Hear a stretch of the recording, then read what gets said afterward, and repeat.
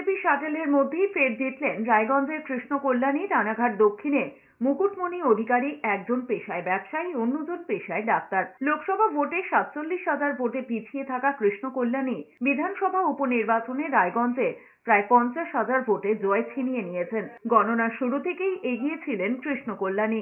বেলা বাড়তেই ভোটের ফল স্পষ্ট হয়ে যায়। কৃষ্ণকল্যাণীকে জয়ী ঘোষণার আগে সেলিব্রেশনও শুরু করে দেন তৃণমূল কর্মীরা। গত বিধানসভা ভোটে রায়গঞ্জ থেকেই বিজেপির টিকিটে লড়ে 20,000 ভোটে জিতেছিলেন কৃষ্ণকল্যাণী, কিন্তু ভোটে জেতার কয়েক মাস পরে তৃণমূলে যোগ দিয়েছিলেন। তৃণমূলের হয়ে লোকসভা ভোটে লড়েছিলেন, কিন্তু ব্যর্থ হন তিনি। রায়গঞ্জবাসী এবার উন্নয়নের নিরিখে জনাদেশ দিয়েছে।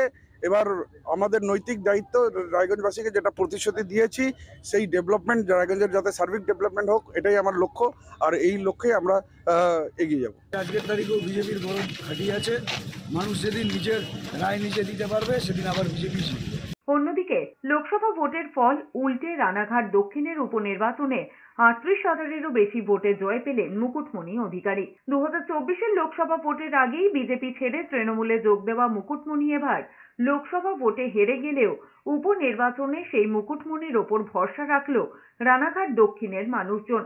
আর মুকুটমণির জয় বড় ভূমিকা ছিল শঙ্কর সিং এর। সমস্ত রানাঘাট দক্ষিণের মানুষের কাছে নতমস্তকে প্রণাম জানাই, ছোটদেরকে ভালোবাসা জানাই এবং সর্বোপরি মমতা ব্যানার্জি, অভিষেক ব্যানার্জি এবং আমার নেতৃত্ব কর্মী সমর্থকদের কাছে আমরা চিরকৃতজ্ঞ।